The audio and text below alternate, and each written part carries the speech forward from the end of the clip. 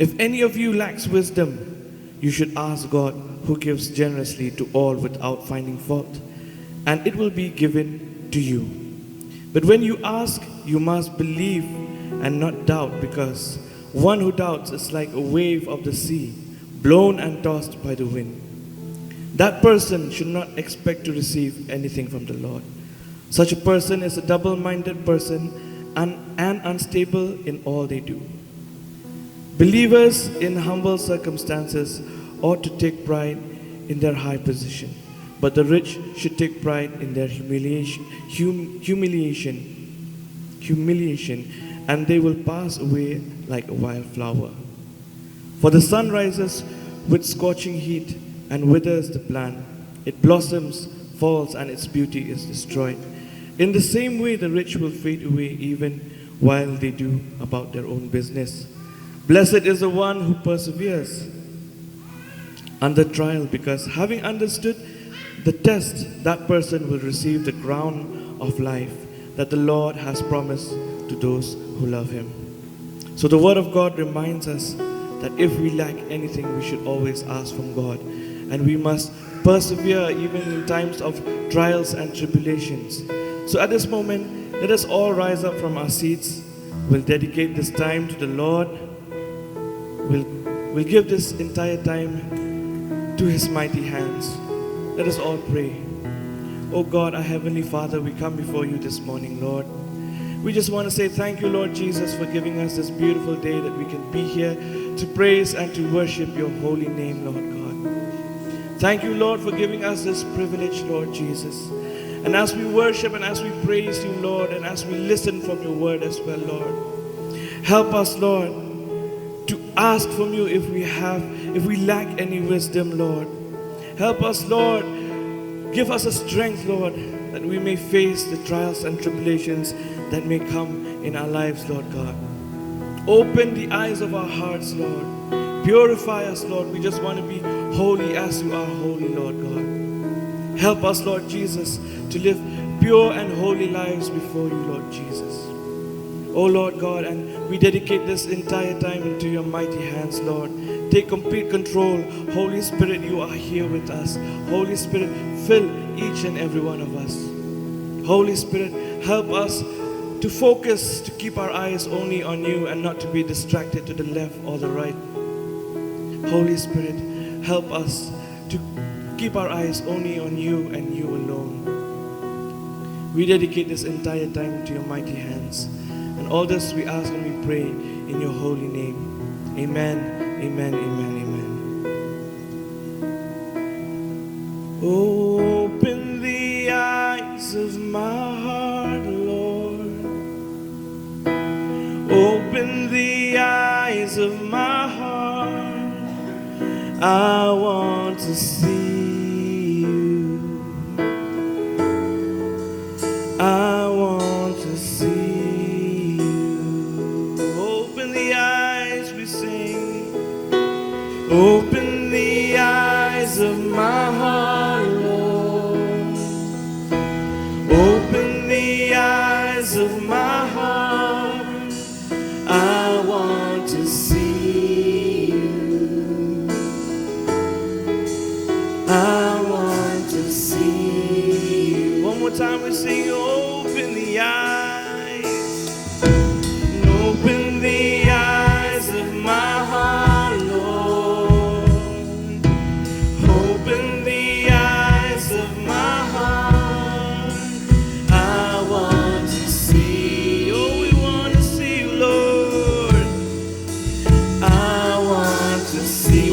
Time we sing, open the eyes of my heart.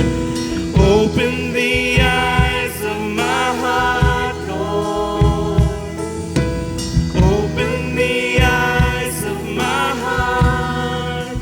I want to see you. Oh, I want to see you high and lifted up, to see. High and lifted up, oh yes, Lord.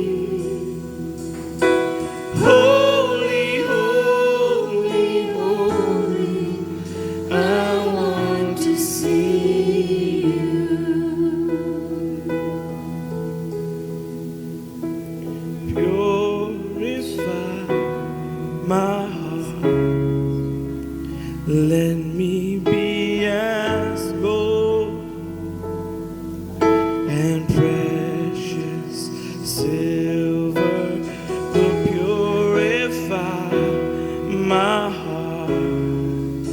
Let me be as gold, pure gold, purify my heart. Let me be as gold and precious silver, purify my heart. Let me be as gold, pure gold, refinest fire. My heart's one desire is to be holy, set apart for you, Lord. I choose to be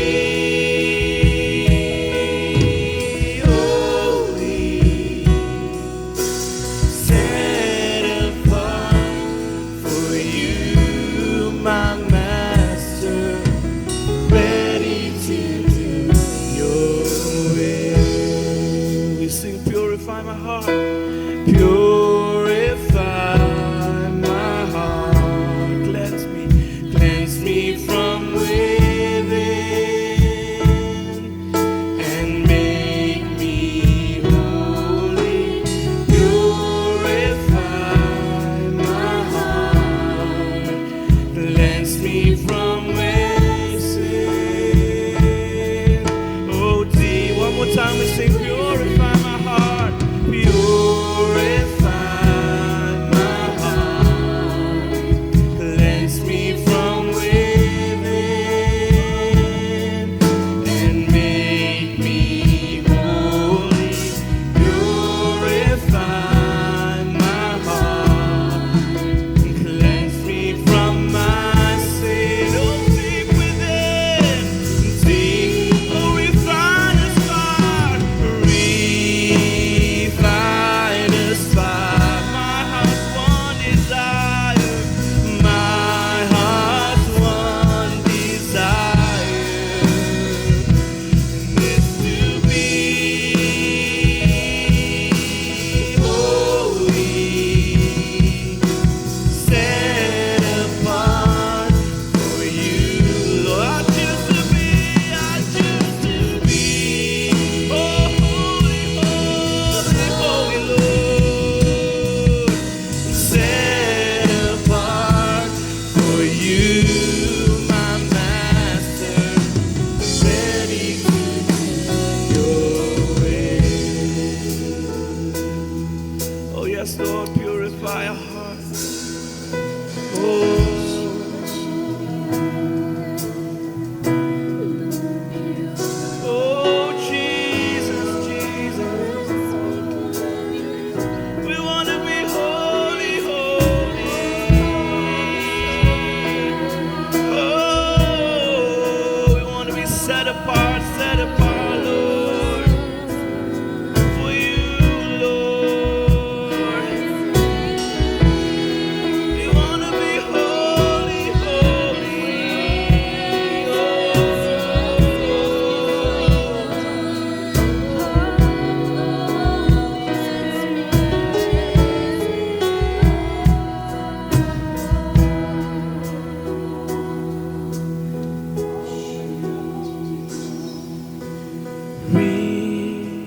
Refinest fire.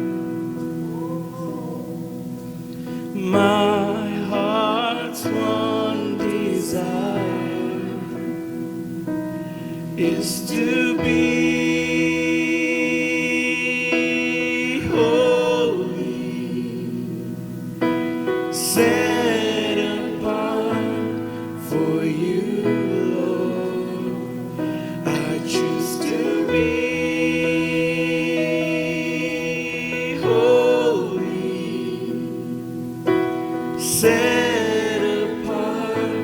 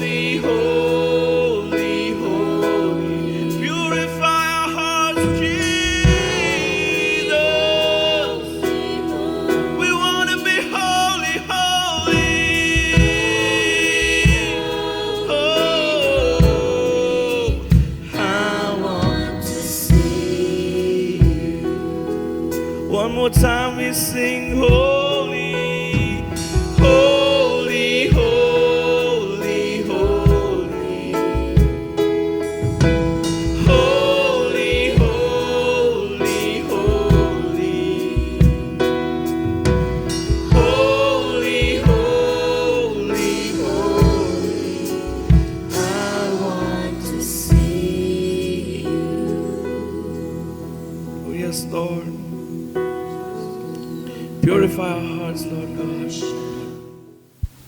Hello, check 1 2 3. You may be seated this time. Amen. Hallelujah. Hallelujah. Can I hear a big shout of hallelujah? Hallelujah. Hallelujah. Amen. So first of all, I thank God for His given me this privilege this morning to stand, and has given me good health also as well. I also thank God for the leadership of this church who has given me the privilege to share the word of God this morning. I thank God for Apostle. I thank God for Pastor Danny as well. And I believe that the word that I'm going to share with all of us this very morning will be a blessing to all of us. And I believe that God is going to do something new in our lives this very morning as you listen to the word of God. Amen. Hallelujah. Do you believe that God is going to do something in your life? Do you believe that? Do you really believe? Yes. Can I see your hands? Yes. Amen. Hallelujah. Hallelujah. Amen. So, the topic that I'm going to speak today, it's taken from James chapter 1. And it speaks about the testing of the faith. The testing of the faith. Amen. It's taken from James chapter 1. It's more of an encouragement than of a sermon. So I believe that through this word, you'll be more encouraged to walk each day in your life with faith. Hallelujah. So let's read the verse. James chapter 1 onwards. From verse 1 onwards, it says like this. James, a servant of God and of the Lord Jesus Christ, to the 12 tribes scattered among the nations, greetings. So the first verse itself, it was written, James wrote this letter to the 12 tribes of Israel that was being scattered during those times because of persecution. And some scholars also said that it was during this time that even the stoning of Stephen happened. So James wrote this letter to these 12 tribes, naturally to refer to the 12 tribes of Israel.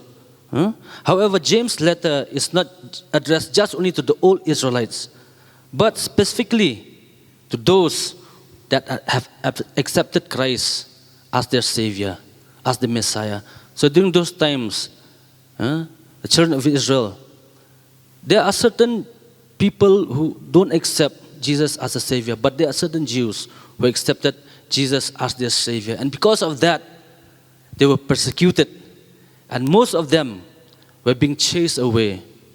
They're being scattered around the world. Because of why? Because of their belief in Jesus as their Savior. They were persecuted. And it was just like I've said, and some scholars said that it was during that time that even the stoning of Stephen happened. So they were scattered because why? They were persecuted because they accepted Christ as their Messiah. So James wrote this letter to all those believers who are scattered around the world because of persecution. With that burden in his heart, that compassion in his heart, he wrote this letter to them.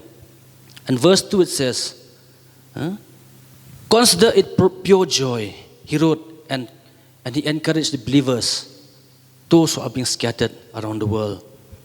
He said, consider it pure joy, my brothers and sisters, whenever you face trials of many kinds. Amen. He said, consider it pure joy.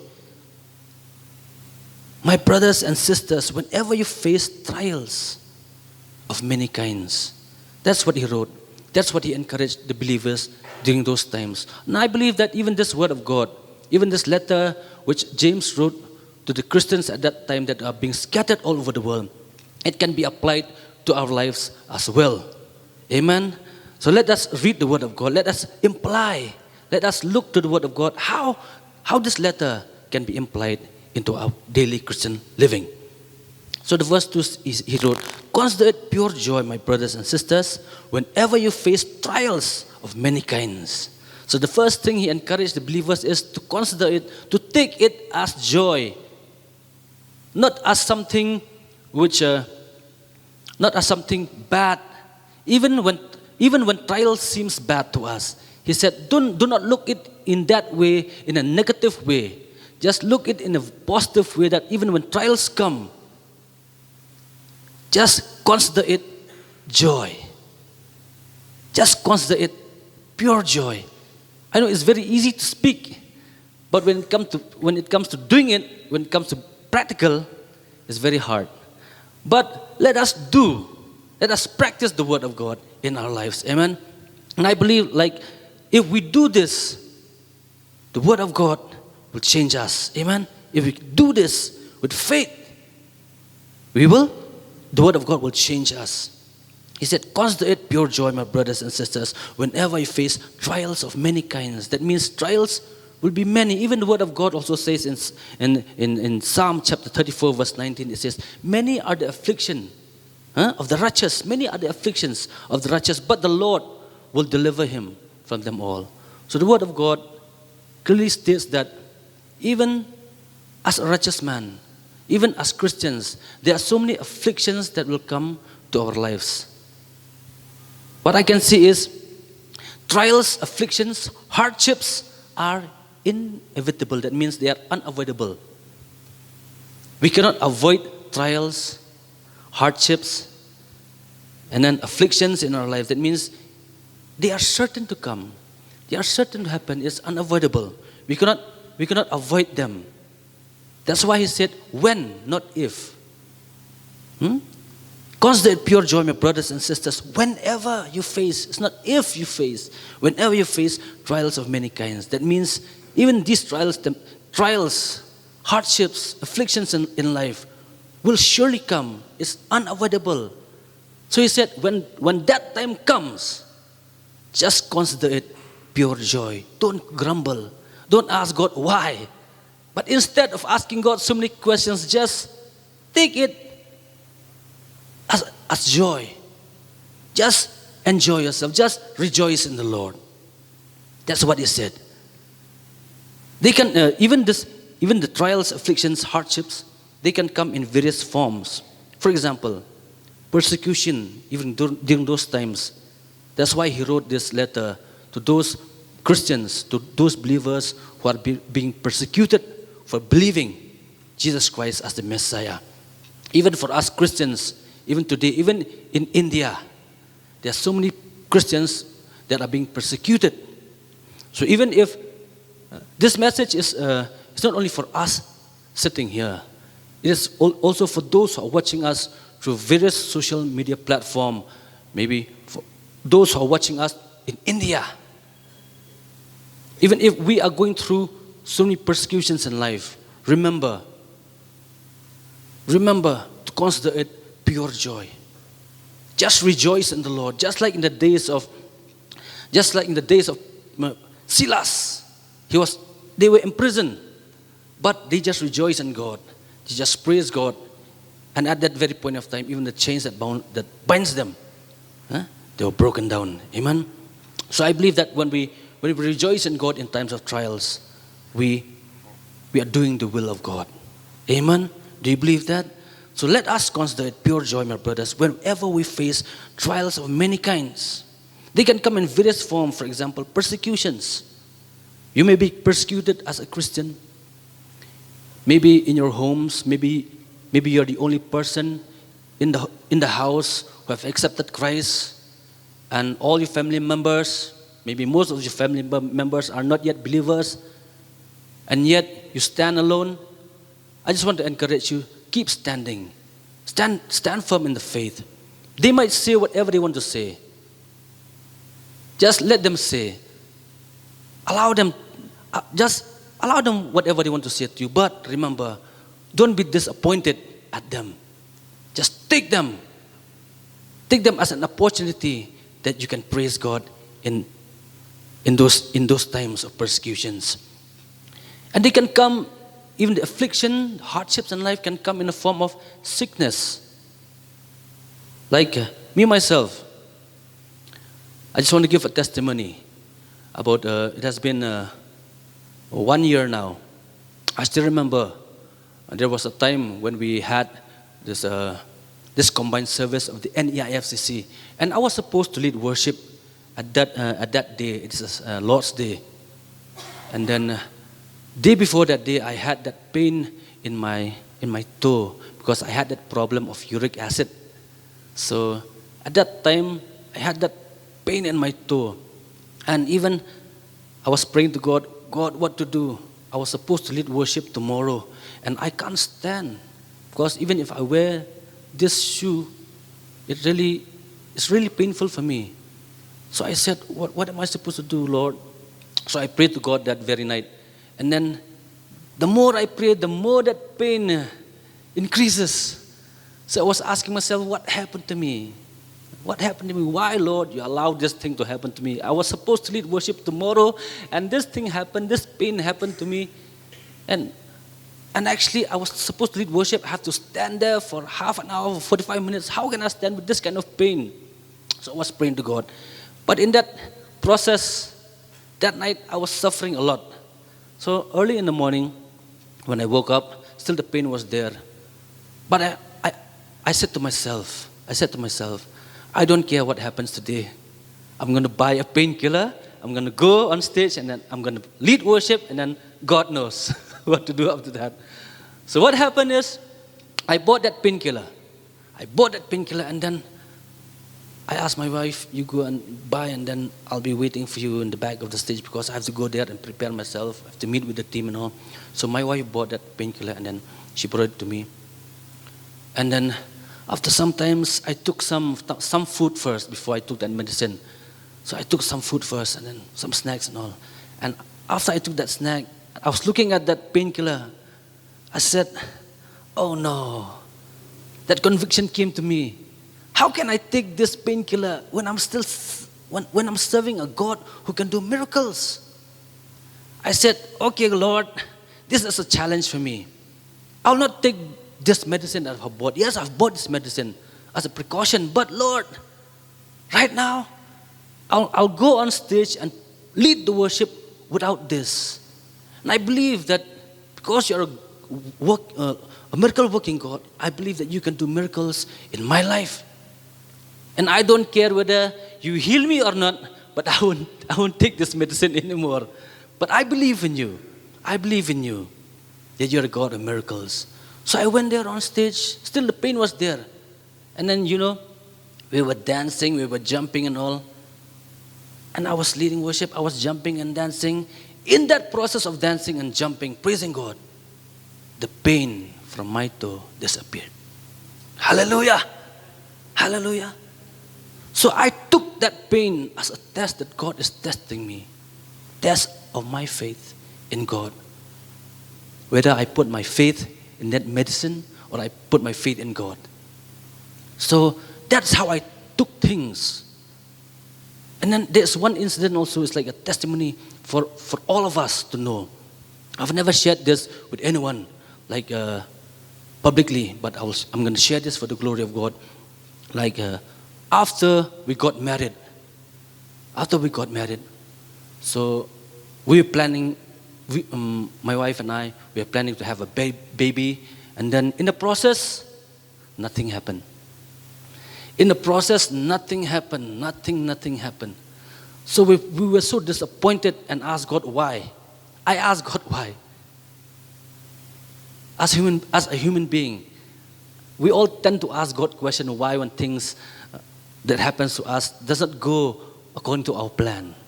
Yes? So even me, myself, I ask God why. Why, Lord? What have I done? So time goes by. We were expecting, but nothing happened. So my wife asked me, what shall we do now? Has been 1.5 years. Nothing happened. And then there were some people advising us for our good. They were saying, just do this, do that. And my wife told me, what shall we do now? There was once upon a time, there's one day that I say, I don't care what happened to us. I said, I don't care whether we have a baby or not. What I care is I just want God's plan and purpose to be fulfilled in our lives. If God can give us, why can't He? If God is a God of miracles, if God is a God who creates something out of nothing, He can do it. That is the God whom we serve. So I asked my wife, let's not do anything, let's just trust in God. And I believe I took this as a test, that God is testing us, testing me. Because life as a Christian is not just living in a bed of roses. We have to go through hardships in life. We have to go through so many hardships, testings, trials in life that God wants us to go through. So we need to pass the test. So I took that as a test that God is testing me and my wife. So instead of listening to advice of people, I just put my trust in God. I took it and I said to myself and my wife, let us put our trust in God, because I believe that the God whom we serve is a God who can do miracles in our lives. Because He said in His word that nothing is impossible with Him. If He will, He can do it. But if He does not want us to have a child, then so be it. We'll not be desperate, but let His will be done. So that is what I prayed. That is what I encouraged my wife. And what happened? Just 2 months after what I've said to my wife, what I've encouraged my wife, 2 months after that, miracle happens. And my wife conceived. And now we have a very beautiful daughter. I thank God for that. Amen. Let's just give Lord a big hand of praise. Amen. Our God is great. Our God is good. Amen. And maybe for those of us who went through like I went through, remember, God is a good God. God is a good God. He can do miracles in your life. It's just a matter of time. Just be patient. Just wait until the test is over. God is going to do something in your life. Amen. Hallelujah. Even the word of God says in Psalm chapter 34 verse 19, many are the afflictions of the righteous, but the Lord delivers him out of them all. Amen. There's a song that was sung by the Crab family. If you have heard about the Crab family, they are one of the family that used to sing together with the Gaither. So they sang this song. The title of the song is Through the Fire. Through the Fire. And the lyrics of the song goes like this. So many times I've questioned circumstances or things I could not understand. Many times in trials, weakness blurs my vision and my frustration gets out of hand. It's then I am reminded I've never been forsaken. I've never had to stand this test alone. As I look at all the victories, the Spirit rises up in me, and it's through the fire my weakness is made strong. Amen. And the chorus goes like this.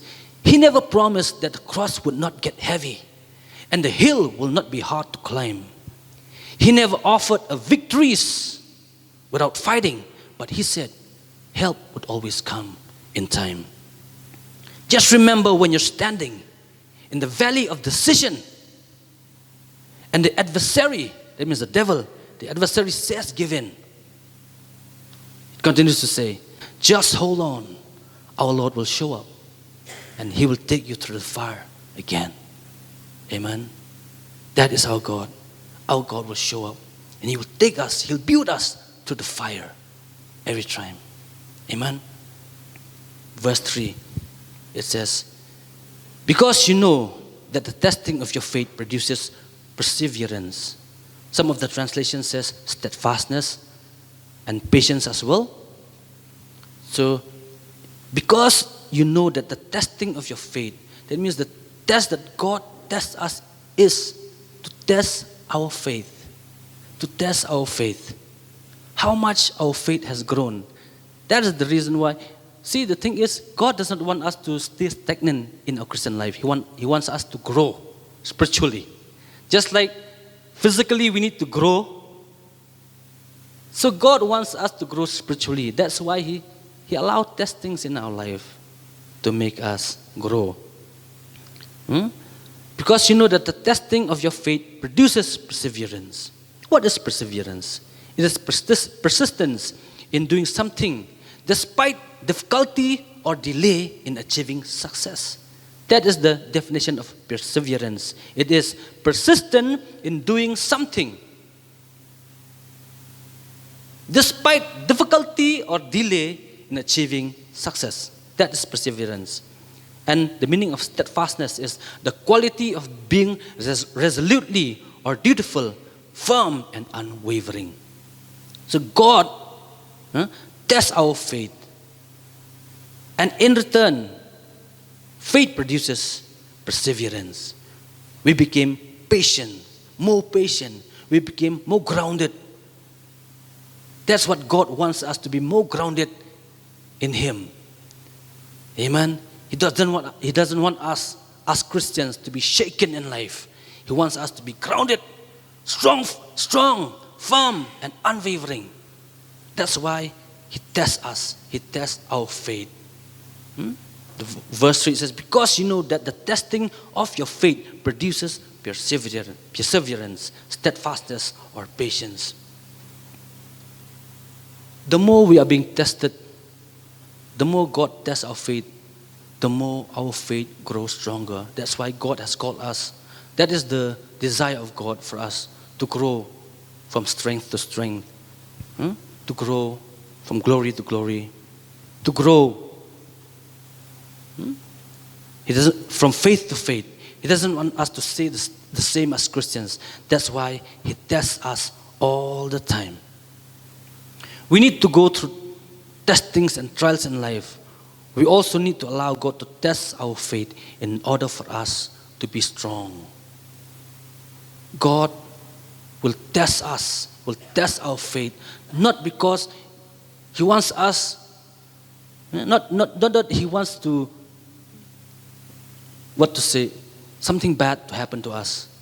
Even the Word of God says in Jeremiah chapter 29 verse 11, it says, for I know the plans I have for you, says the Lord, plans to prosper you and not to harm you, plans to give you a hope and a future. That is our God. His plan is not to harm us. That means even if God tests us, it's not to harm us.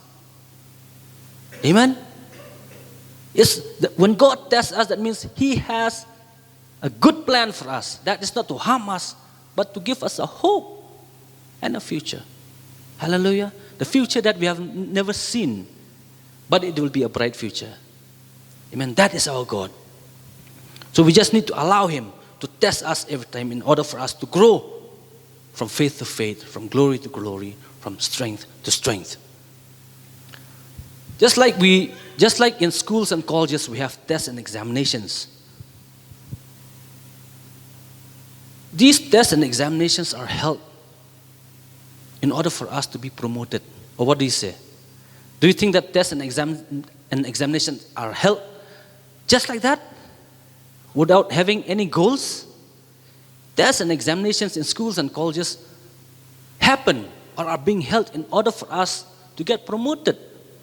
So the things, even spiritually, when God tests us, when we have to go through trials and testings in life, remember that promotion awaits us. Hallelujah. Promotion awaits us as believers and as Christians. So all we need to do is pass the test, pass the examination. Then we will see the reward waiting for us. Don't just give up halfway. Yes, I'm not saying that testings and trials are easy. No, they are hard. Very tough. Sometimes to a point where we hit rock bottom in life. But remember, just have this positive mind, positive thinking, that these are just tests that we need to pass through. They are not to harm us. Remember, the promise of God is not to harm us, but to give us a hope and a future. Amen. That's the God whom we serve. He does not want us. He does not want to harm us, but to give us a hope and a future. In Psalm chapter 46, verse 1, we can see that God is our refuge and a strength, a very present help in times of trouble.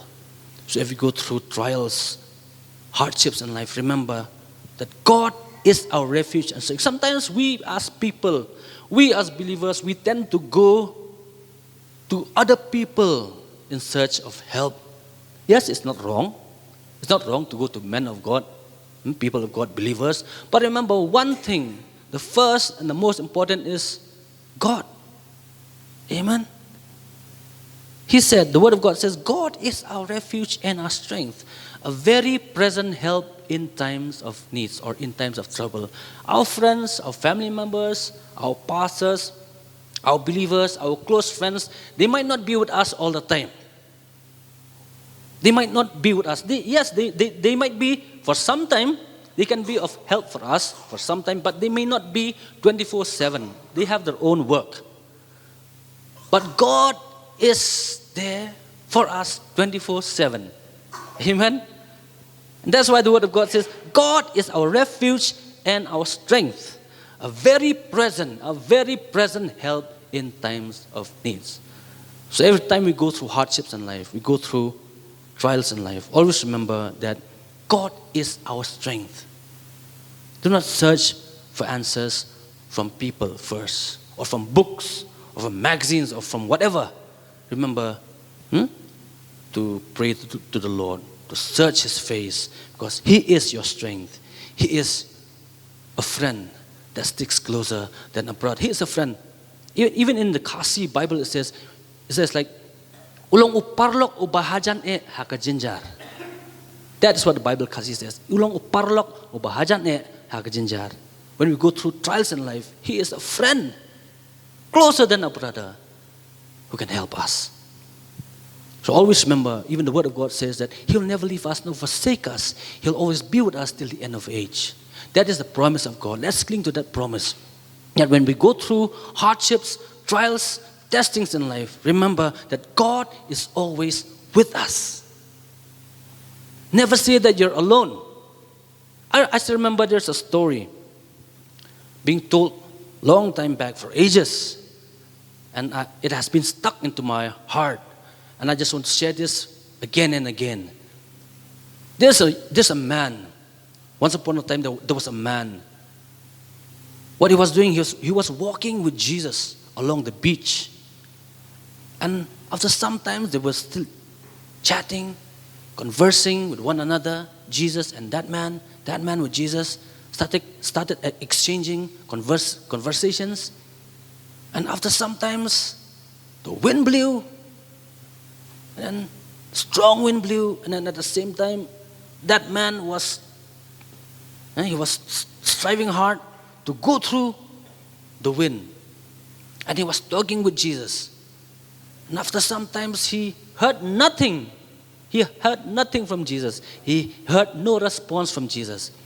And at that time, he was looking back, looking forward, looking to the left, looking to the right. He saw no signs of Jesus. And then as he was walking alone, before that, when he looked at the sands of the beaches, he saw there are 4 footprints, like 2 of himself and 2 of Jesus. So after that incident, when the wind blew, and he could not withstand that wind anymore, he was looking for Jesus, asking for help. Jesus, where are you? Help me. I'm alone now. Where are you? Why do you leave me in such an hour which I needed you the most? So he was walking, closing his eyes, pushing through. And at the end of that journey, when the wind stopped blowing, what happened? He looked back and he saw Jesus standing with him. And when he looked back, he saw there are only 2 footsteps, which he said, and he asked Jesus, why did you leave me? I was praying, I was searching for you, and why do you leave me? And remember that these footsteps are just mine alone. You left me when I needed you the most. So Jesus said, during that time when you were just closing your eyes, you call upon my name, you call for my help. I was the one who was there for you. I was the one caring for you. And remember, these footsteps are not yours. Actually, these footsteps are mine.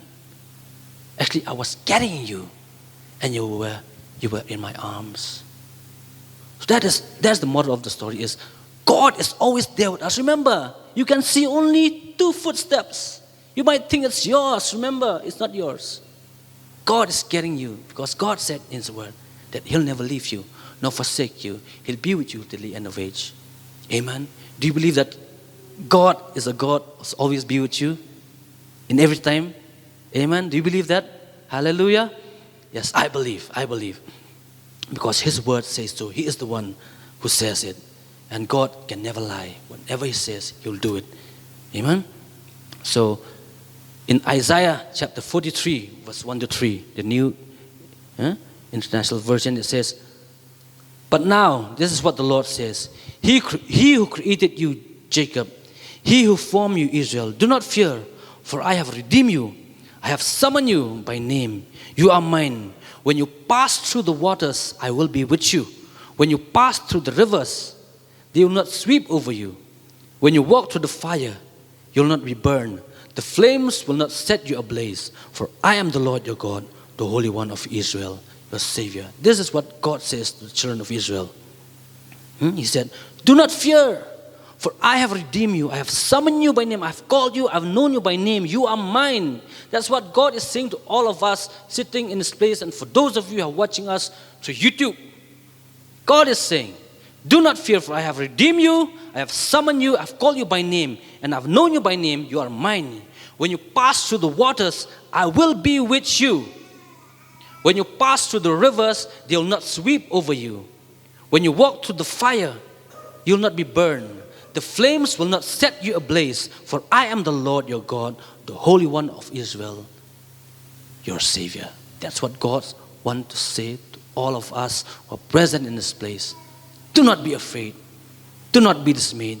Do not fear. God will be with us, even through fire. Even if we have to walk through fire, even if we walk through the valley of the shadow of death, you shall fear no evil, because His rod and His staff will comfort us. He'll always be with us. Amen. All we need to do is, when we go through trials and hardships in life, remember to consider it joy. Just rejoice and be glad. Do not grumble. Do not ask God so many questions. Amen. So I just want to tell you another story. That is what happens to me when I was in school back then. I still remember this one. There's a principal. My principal is a geography teacher. So he taught us very well, even in school. He taught us very well, even in school. He asked us to draw maps, and he asked us to indicate where the states in India, the different states in India. And during those times, we were supposed to mention and also to indicate the various states of India in the map. So what happened? It's very hard for us as students to indicate each and every states of India in the map. So what he does is, he knew that it's hard for us. He knew that even in spite of him teaching us so hard to indicate, he knew that we will still forget. So what he does, during the exams, he came and he said, "How was the paper? How was the paper?" I looked to him and said, "Sir, it's okay, but I just want some help from you. Can you help me regarding this map?" He said, "That's what I came here for, to help you, because I knew that it's going to be hard." So he helped me. Not only me, he helped so many students during that time. I'm not saying that he's biased or something, but because why? He loves us so much. He wants us to pass. Even in spite of, he knew it was an exam, it was a test, but he wants us. He wants to help us. So he helped us, and we passed in that examination. That is how God can do to us as well. He knew that we'll all have different weaknesses in life. We tend to fall, we tend to grumble, but still, God is so good that even in spite of all our failures, of all our weakness, He's there to help us every time we ask for His help. Amen? So the statement, God will not test us beyond our ability, is a common interpretation of 1 Corinthians chapter 10, verse 13, which states that God is faithful and will not allow us to be tempted or to be tested beyond what we can bear. But He will provide a way out to endure it.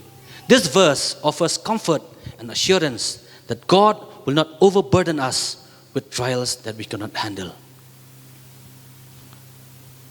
I still remember, just bear with me, I still remember when I was a teenager, 12, 13, like that.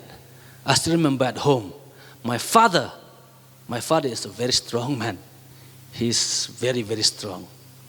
And everybody can agree to that.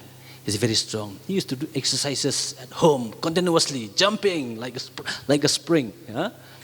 So he wants me also to be strong like him. So what he did, he used to teach me.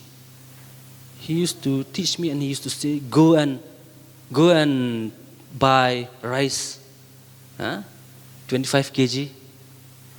And then he'll go with me, of course, but he'll allow me.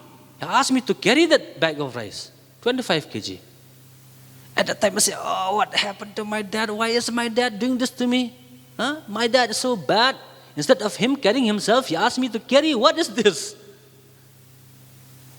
Maybe during times of trials, when God allow us to go through different trials in life, maybe we might ask the same question, why, Lord? Why me? Why it has to be me? Like I asked my dad, I asked that question to myself, why it has to be me, Dad? Why? But at the back of his mind, the back of his head, my dad knew that this is a training for me. This is a training for me.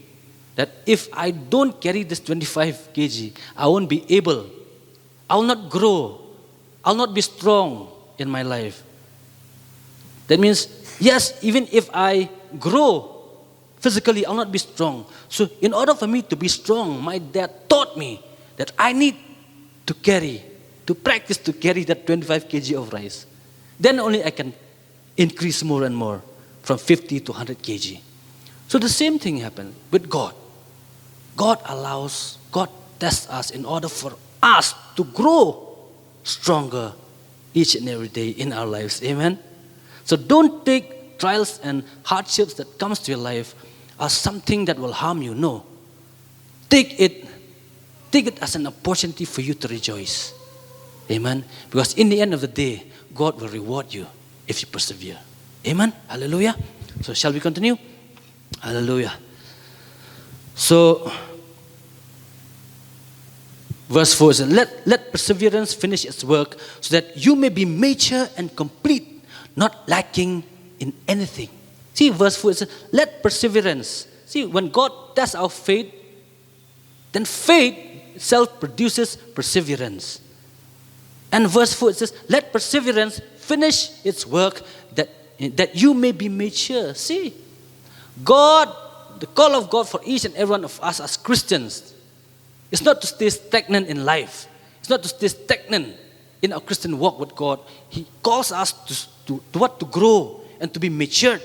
But how can we become matured if we don't go through testings and trials in life? How can we become matured if we don't allow the testings of God to be completed in our lives? Most of us, we give up halfway. That's what we do. That's what most people, most Christians do. We quit. We stop halfway. We give up halfway. Philippians, the question here is, what would happen to Jesus? Let us look to Jesus as our role model, because He is our role model to look into. So the question is, what would happen to Jesus if He had given up halfway? What would happen? You see, I believe that he'll not be given the title, the name that is above every name, that every knee shall bow, every tongue shall confess, on the heavens above, on this earth, and underneath this earth, shall confess that He is Lord. He'll not be given that title. Why? Let us read from the Bible. Philippians chapter 2, verse 6 to 11. It says, who being in very nature God, that means who being God Himself, did not consider equality with God, that is something to be used as His own advantage. Rather, He made Himself nothing by taking the very nature of a servant, being made in human likeness. And being found in appearance as a man, He humbled Himself by becoming obedient to death. He became obedient, faithful, He perseveres, He became patient till the very end, even till death on the cross. Therefore, You see, Jesus did not give up halfway. He perseveres. He is patient enough to endure the cross till the very end. Verse 9, it says, therefore, God exalted him to the highest place and gave him the name that is above every name. That at the name of Jesus, every knee shall bow in heaven and on earth and under the earth, and every tongue acknowledge that Jesus Christ is Lord, to the glory of God the Father. That means to every testings and trials, hardships in life, there's always a reward. I just wonder if we could see our future, if we could step into the future. Just imagine we foreseen ourselves as successful people of God, as somebody successful. Do you think you will give up the testings and trials that you go through right now? If you have already seen the reward, if you have already seen you yourself being successful in the future, if you already seen that future, what would you do? Do you think you'll give up? No. Because why? You have already seen. But remember, if we have never ever seen, believe it. The Word of God says that in the end of everything, in the end of every trials and hardships in life, there's always a reward. There's always a reward. So always remember to never give up. Always be patient. Stand firm. Because in the end of the day, there's always a reward for all of us. Just like God has exalted Jesus and give him the name that's above every name, God has also a reward for each and every one of us if we persevere till the very end. There's always a reward waiting for us if we endure the trials and testings till the very end. Verse 5. Any of you lacks wisdom, you should ask God, who gives generously to all without finding fault, and it will be given to you. Sometimes we pray and ask God for solution. We ask God for solutions. We pray and ask God for different solutions in life. But instead of giving solution, we find ourselves in a pile of troubles, pile of problems. Maybe you might ask God, why God? Why? I pray and I ask for solution, but I find myself with so much of trouble in my life, so much of problem I'm facing. Or sometimes we pray and ask God for victories. Instead, He gave us. We find ourselves with so much of battles to be fought, so much of wars in our lives. This is because without a problem, there'll be no solution. This is because without a problem, there will be no solution. Because problems are meant to be solved. And there'll be no victory without a battle to be fought. So God, instead of giving us victories, He gave us battles. We need to fight that battle to win. Instead of God giving us solutions, He allows us to go through problems in life. Through all those problems will be solved. God will give us wisdom. That's why in the next verse it says, if any of you lacks wisdom, you should ask from God. You see, wisdom comes here. Sometimes when there are times in life that we don't know what to do. When our life hit rock bottom, we don't know what to do. There's a question that says, what to do when you don't know what to do? What to do? What to do when you don't know what to do? When you hit rock bottom, when you look to the right, you don't know what to do. When you look to the left, you don't know what to do. You don't even know what to do. What to do when you don't know what to do? Ask wisdom from God. God will give you the wisdom. Sometimes it's hard for us to decide what to do when our life hit rock bottom. Sometimes we tend to give up or even give up on God when our prayers are not being answered. As human beings, we tend to give up easily. The question here is what to do when we don't know what to do. Just ask God for His wisdom to overcome the hardships we go through. During times of trials, we need wisdom a lot more than we need knowledge. Like someone said, knowledge is raw information. Just like someone said, he said, knowledge is just raw information, but wisdom knows how to use it.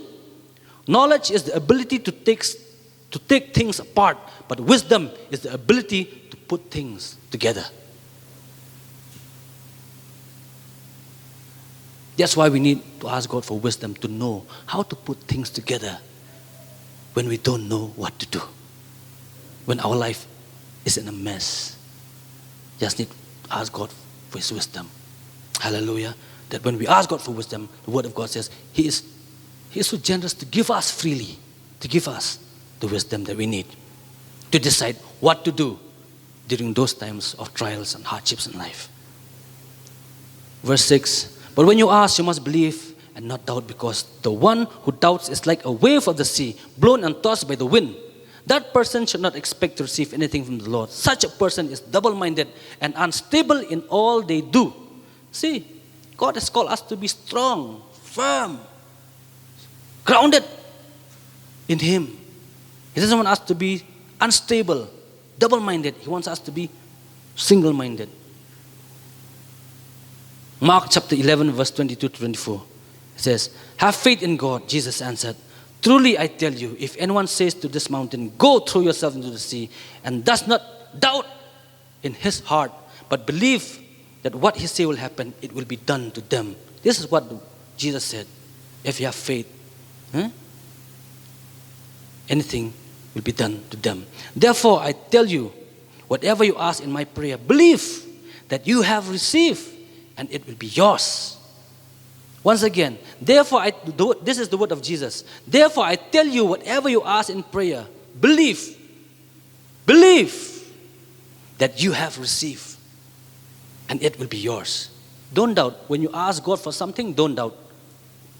Because why? If you ask God for something and you are double-minded, whether He'll give it or not, it's better for you not to ask. Because why? The word of God clearly states that you'll not receive anything. So what's the point of asking when you have doubts in your life? But the word of God encourages us that when we ask anything from God, believe that we have received. Believe that we have received, and it will be ours. That's what the word of God says. A person who is not thoroughly persuaded that if he asks of God, he shall receive, resembles a wave of the sea. He is in a state of continual agitation, driven by the wind and tossed, now rising by hope and sinking by despair. The man who is doubtful is considered to be like a wave of the sea. Sometimes high, sometimes low, sometimes carried away by the wind. Sometimes his hope is up there, after sometimes drops down in despair. So God has not called us to be like that man, like the waves of the sea. But He wants us to be grounded in Him. Amen? Not to be unstable, but to be stable, to be matured. Like if I ask all of us, like for those of you who have not yet married, will you marry a person who is stable or unstable? Will you marry a person who is matured or unmatured? Simple answer is, I want to get married to a matured person and a stable person. So the same way with us, God has called us as Christians, as believers, to be matured and to be stable. Because why? We represent the bride of Christ. We are the bride of Christ. Jesus is the bridegroom. So we are to be matured. That is what God has called us, to be matured. To really walk our lives in such a way that we resemble Christ. And at the same time to reach the full stature of Jesus Christ. That is what, when Jesus comes back, He'll come for that bride who is matured. Amen? So, have faith in God, Jesus answered. Truly I tell you, if anyone says to this mountain, go throw yourself into the sea, and does not doubt in his heart, but believes that what he says will happen, it will be done to them. Therefore I tell you, he further says, whatever you ask for prayer in my name, believe that you have received, and it will be done. It will be yours. We should always have strong faith in God, that whatever we ask in faith through prayer, we will receive. A double-minded, like I've said, a double-minded person is a person who is confused. So God has not called us to be a confused Christian or a confused believers. He wants us to grow strong in our relationship with Him. He wants us to grow strong in our Christian life. He wants us to be matured. Not to be confused, not to be unstable, but He wants us to be stable in our lives. That's why He allows trials, hardships in lives to come to our lives so that we'll be strong. Because without them, we will never be matured. Remember, if you face trials and hardships in life, remember that God wants you to be matured. God wants us to be matured. as Christians. That's why, like I've said in the beginning, it's unavoidable, it's inevitable. That means you cannot avoid this hardship in life. You need to face it. Because the more you face it, the more you become strong. Amen. With God's help, we will grow from strength to strength, from glory to glory. In our walk with God. Because that's what God wants us to grow in our spiritual life. So I've come to the end, and that is verse, I'll not touch verse 9 anymore. So I'll just go to verse 12. It says, "Blessed is the one who perseveres under trial." Blessed is the one who perseveres under trial. Why? Because having stood the test, that person will receive a crown of life that the Lord has promised to those who love Him. You see, like I've said in the very beginning, God will not test us without giving us a reward. Every test and trials that we go through in life, remember there's a reward behind it. That's why I told you, what if we could step into the future and look at our future and we can see ourselves a successful person? What would we do? Would we give up easily? No, we will not give up. Instead, we will fight. We will endure to the very end. Because why? We have seen it. But just because we have not seen it, it doesn't mean that it's not there. Always remember that God is a rewarder of everything. Remember, if God allows us to go through testings and trials in life, He's also the one who rewards us in the very end. And that is, if we have stood the test, if we have passed the test, that means we need to pass the test. We need to remain faithful, patient till the very end. Because if we give up halfway, we will miss, if we grumble against God, we will miss all the blessings that God has in store for us. Just like for the children of Israel in the wilderness, most of the children of Israel who grumble against God in the wilderness, they miss to enter or to inherit the promised land. So just remain faithful, just remain patient, and just pass the test. Having stood the test, that person will receive the crown of life that the Lord has promised to those who love Him. Remember that the crown of life is awaiting for all of us if we stood, if we passed the test that God is testing us. Amen. Many people nowadays, they are striving, they are fighting for social status in life, wanting to be recognized by the world and society. But for us, all we need to do is, our status is the crown of life. Amen. All we need to do is just be faithful, patient, have strong grounded in the Word of God. Pass the test. In the end of the day, God will reward us, and we will receive the crown of life that the Lord has promised to all those who love Him. Amen. I believe that the Word of God has come today to our lives to bless us.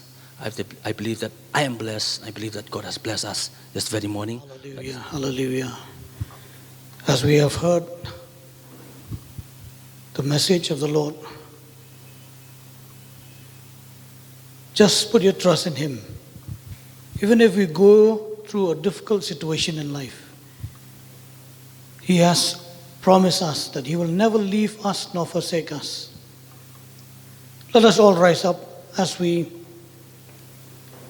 look to God, even as we have struggles in our life. If you are going through a difficult situation, if you are going through a situation that, as the speaker has said, we do not know what to do, just look to God. Just look to God. Trust in Him. Let us all look to God as we think upon or ponder on this message.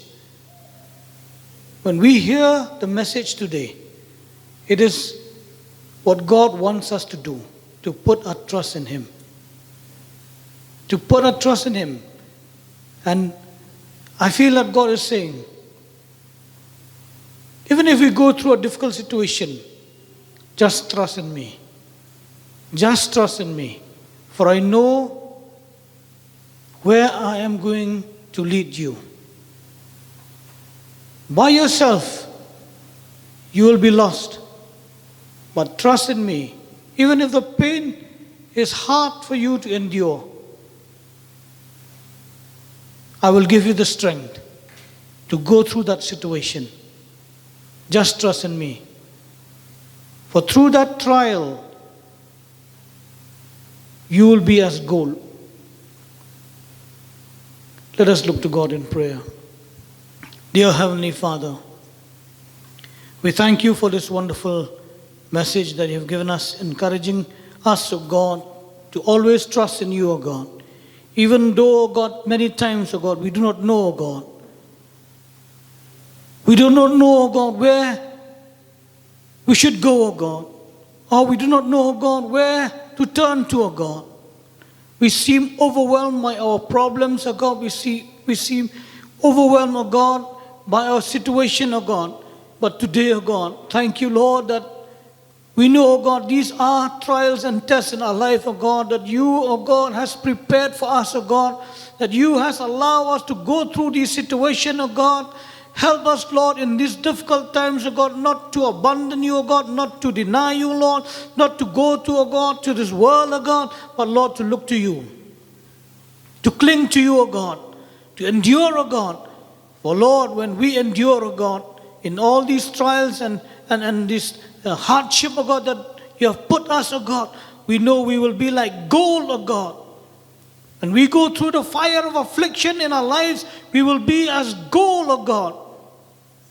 Thank you, Lord, that you have made us, O God, even, Lord, consider us worthy, O God, to be tested by you, O God, worthy, O God, to go to the fire of affliction, O God, that through this, O God, you will make us complete and perfect as your word has said, O God, that we will come out, O God, as pure gold, O God, usable for your kingdom, O God, usable, O God, for your service here on earth, O God. Lord, we know, O God, O God, the pain, O God, that we have to go through, O God. But Lord, the reward, O God, is much more than the pain, O God. Thank you, Lord. We give you all the glory, O God. Even, Lord, as we look to you, O God, we know, O God, as you said to Apostle Paul, my grace is sufficient for you. Yes, Lord, your grace is sufficient for us, O God, to carry us through, O God, our struggles, O God, our hardships, O God, our trials, O God, and our tests, O God. For you, Lord, during those difficult times, O God, you will not allow us to walk alone, but you will carry us through, O God. You will carry us through. Thank you, Lord. Thank you, Jesus. We give you all the glory, all the praise, O God. For we know, O God, we will trust in you, Lord, completely, O God. Absolutely trust in you, O God. Thank you, Lord, once again for the message that you've given us today, O God. Truly, O God, it has encouraged us, O God, Lord, to trust in you completely, O God. Lord, as your children, O God, even at this time, O God, leave this place, O God, I ask you to bless them, O God, even, Lord, to be with them as you said, O God, in your word. You will never leave us nor forsake us, O God. Lord, I pray, O God, that the love of God the Father, the grace of our Lord Jesus Christ, and the sweet fellowship of the Holy Spirit be with each one of us and all the saints across the world who call upon your name, now and forevermore. Amen and amen and amen. God bless you all.